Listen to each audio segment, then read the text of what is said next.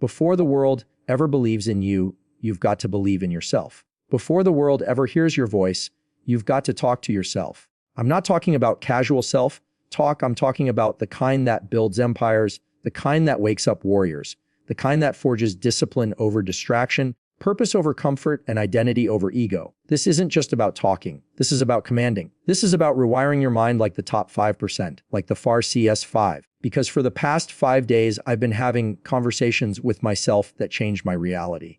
And today, I'm here to challenge you. What if the most powerful voice you'll ever hear is your own? Let's talk. Every day, before you even step outside, before the world gets a chance to shape your mood, question your value, or challenge your confidence, you've already had a conversation with yourself. The way you speak to yourself is not just a reflection of your mindset, it's the architect of your identity. It builds or breaks the foundation of who you believe you are. Most people underestimate how powerful their inner dialogue is. But the truth is, the words you speak to yourself have more lasting impact than the words anyone else could ever say to you. Think about it. You could have someone praise your potential, recognize your effort, applaud your progress. But if you don't believe it, if you don't echo that same energy back to yourself, it won't land. You'll reject it, you'll sabotage it. That's because your internal belief system always trumps external validation. You can't outperform your self-image, and your self-image is built word by word, sentence by sentence, through that private voice inside your head. That voice, your self-talk, is the narrator of your life, and whether it tells a story of a champion or a victim is up to you. Most of us grow up being trained how to talk to others, how to be polite, respectful, persuasive, articulate. But no one teaches us how to talk to ourselves. No one teaches us that we're listening, and that silence we sit in at night, the thoughts we wake up to in the morning, the way we respond to failure, rejection, or success, that's all programming. Every time you tell yourself you're not good enough, you're reinforcing a limit. Every time you diminish your progress because it doesn't look like someone else's, you're putting a ceiling on your self-worth.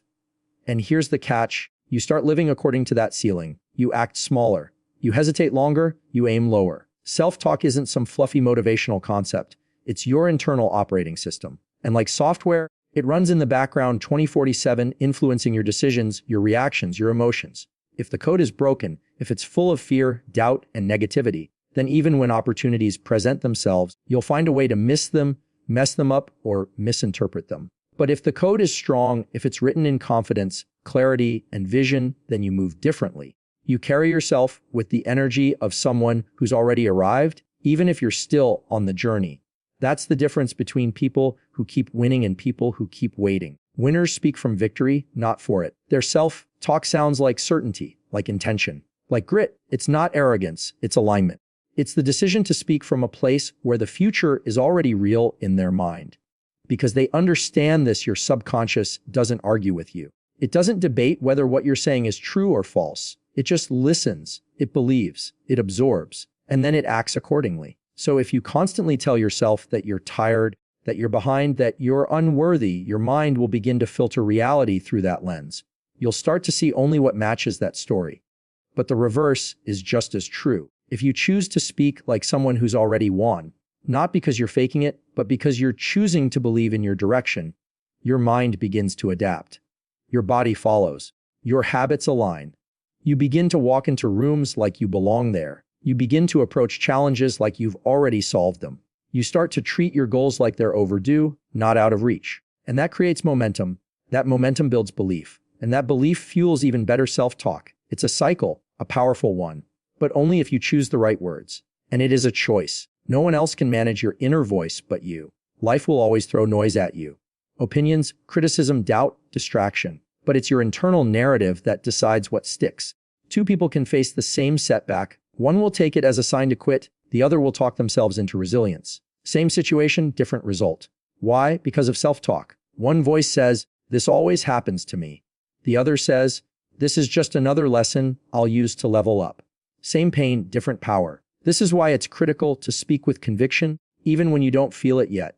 Because confidence isn't born from achievement. It's born from consistent self-respect. And self-respect is built by how you speak to yourself in the hard moments. When no one's clapping. When nothing's working. When everything feels slow or unfair or exhausting. That's when you have to speak the loudest. Not just with volume, but with vision. That's when you remind yourself who you are, what you're capable of, and why you started. That's when you stop negotiating with the part of you that wants to stay small. That's when you stop giving airtime to the voice that's only ever held you back. There's a version of you who never gave up, a version who stayed consistent, who believed even when the evidence wasn't there yet. That version exists in your words first. You speak it into existence. Every time you choose power over pity, discipline over delay, ownership over excuse. That's what winners do. They don't wait to feel motivated. They command themselves forward with the kind of self-talk that aligns with the life they're building, not the life they're trying to escape. You can't wait for confidence to show up. You have to become the person who already has it. And how do you do that? Through repetition. Through the daily, intentional practice of speaking life into your own potential. Not empty affirmations, not sugar-coated lies, but real, grounded, forceful truth. Truth that sounds like, I don't have all the answers, but I'm not stopping. Truth that says, I've been through worse and came out better. Truth that says, I'm not here to play small or be liked. I'm here to rise. That's how you train your mind to work for you instead of against you. And here's what most people don't understand. Your outer results will always chase your inner voice. Always. If your voice is full of doubt, your results will hesitate. If your voice is full of fear, your progress will stall. But if your voice is full of boldness, your life starts to reflect that boldness. The job interview, the fitness goal, the relationship, the project. Everything shifts when you shift your language. We live in a world that teaches us to be humble, to stay grounded, to not get too ahead of ourselves. But there's a difference between humility and self-limiting speech. Humility is acknowledging you're always growing. Self-limiting speech is assuming you're never enough. And that assumption, that deep, quiet narrative that you're somehow not worthy yet, is what keeps most people stuck. Not their talent, not their intelligence, their internal ceiling. A ceiling made out of self-doubt, built brick by brick through years of negative self-talk. And the only way to break that ceiling is to replace the language. You don't speak to your circumstances. You speak to your standard. You don't speak to your fears. You speak to your future. You don't speak as someone waiting for permission. You speak like someone who already owns the room, owns their path, owns their life. That energy, that presence. It comes from one place, what you say to yourself when no one's around to validate you. You've got to speak to yourself like the battle's already won, like the door is already open, like the opportunity is already yours and you're just catching up to it. Not because you're pretending, but because you're preparing. Because you understand that your thoughts shape your tone shapes your posture, and your posture shapes your performance. And performance isn't just about skill, it's about belief. And belief starts with language. The way you talk to yourself will either be a bridge or a barrier. It will either carry you across fear or keep you trapped in hesitation. And the truth is, the way you speak in private determines the way you move in public. If you talk to yourself like a leader, you'll lead. If you talk to yourself like a failure, you'll fold. It's that binary, that brutal, and that powerful. Because the world will try to define you, but it can't unless you agree, unless you repeat it, unless you make their doubts your dialogue. But when you speak like someone who's already won, something shifts. You start to attract what aligns with that energy. You start to recognize doors you used to overlook. You start to challenge limits you used to accept. You stop asking for permission and start walking in purpose. That doesn't mean everything gets easy. It means you get equipped. Because no matter how chaotic the outside world gets, your internal world, the way you speak to yourself, remains the one thing you can fully control. You don't need more motivation. You don't need more compliments. You don't need the stars to align. You need to change the conversation. The one you've been having in silence. The one that's been looping in the background of your mind, shaping how you show up. Because once that changes, everything else eventually has to. Success starts with a sentence. Victory starts with a voice. And the voice has to be yours. Most people think discipline is about what you do, waking up early, hitting the gym, putting in the work, sticking to your plan. And yes, all of those things are part of the visible structure of discipline. They're the behaviors, the patterns, the habits that show the world you're committed. But what the world doesn't see is where those habits really begin. They don't start with the alarm clock. They don't start in the weight room. They don't start on the page or at the job or in the grind. They start in the dark. In the silence, in the private, unfiltered dialogue between you and yourself. That's where discipline is born. Because when the world is watching, it's easier to perform. It's easier to act disciplined when there's external pressure, when there's accountability, when there's someone to impress or something to prove. But what about when there's no audience? What about when the motivation is gone, the excitement has faded, and there's no one around to see whether you follow through or fall back? That's when discipline reveals itself, or doesn't. That's when your internal narrative matters most. Because that's when you're forced to answer a simple but defining question: what are you telling yourself when no one's listening? Those quiet moments, when you're tired, when you're unmotivated, when quitting looks easier than continuing, that's when discipline is decided. Not by what you do first, but by what you say first. What you say to yourself about why you started, what it means, who you are, and who you refuse to be. That voice is the trigger. It's the ignition switch. It tells your body what to do, your emotions how to feel, and your choices where to go. And if that voice is strong, if it's built on clarity, intention, and self-respect, then discipline doesn't just happen. It becomes automatic. But if that voice is weak, if it's full of doubt, excuses, negotiation, then even the best plan, the best goal, the best external structure will collapse. Because you can't act with discipline if your inner voice has already talked you out of it. You'll delay. You'll rationalize. You'll choose comfort over commitment. And no one else will know, but you will. And that's the real weight.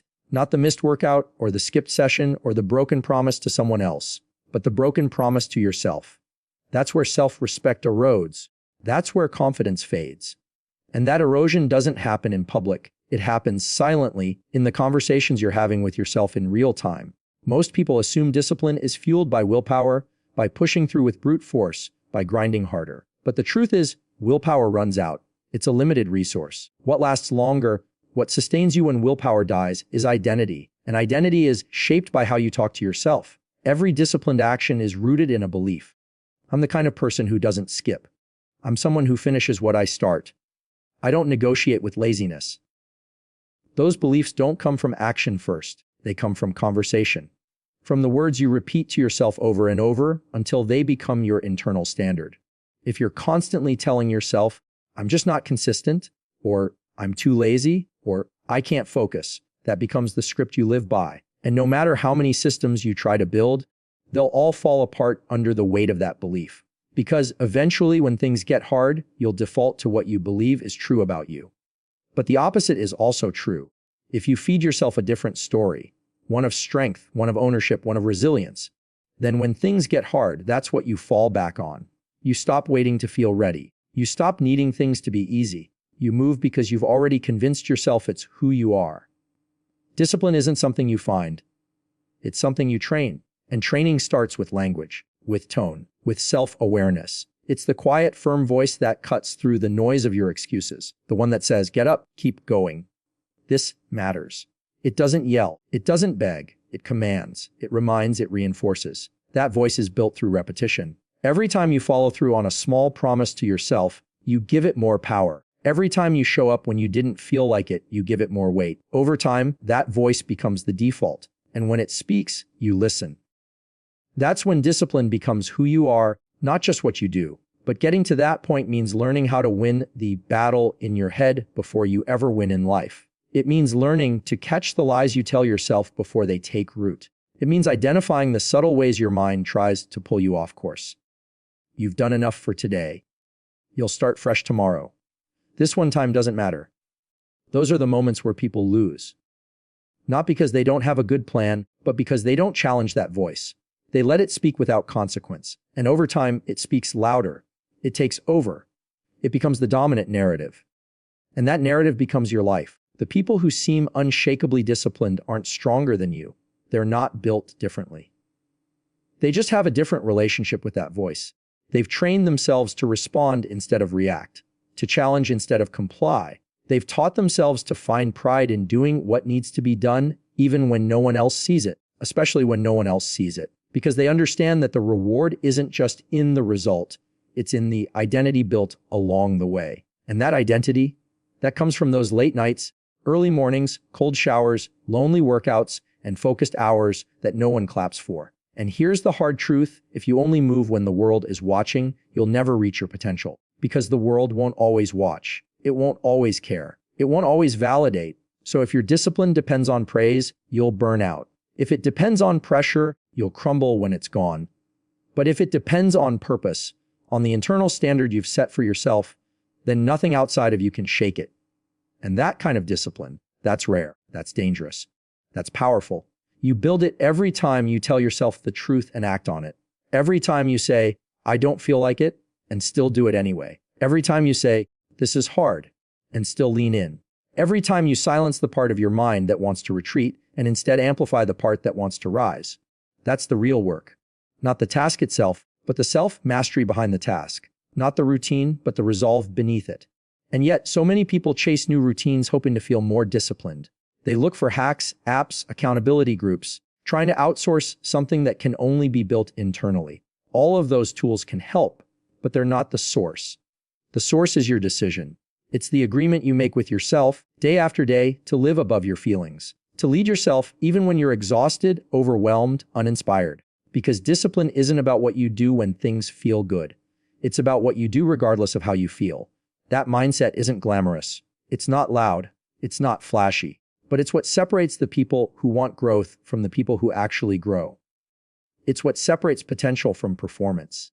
The ones who make it to the top aren't always the most talented or the most lucky. They're the ones who mastered that internal dialogue. They turned discipline into something sacred, something non-negotiable, something that lives in their character, not just in their calendar. And that kind of discipline makes you unstoppable. Because when you can trust yourself to follow through in silence, when you can depend on your own word without anyone else holding you accountable, then you're free. You're free from the roller coaster of motivation, free from the addiction to approval, free from the need to explain or prove anything to anyone. You become the type of person who just does, because it's who you are. And yes, that kind of discipline can be lonely. It requires saying no when everyone else is saying yes. It means sacrificing comfort for consistency. It means prioritizing growth over gratification. But in that solitude, you find strength. In that discomfort, you find clarity. And in those moments when you could quit, when you could compromise, when you could coast, but you don't, that's where the real transformation happens.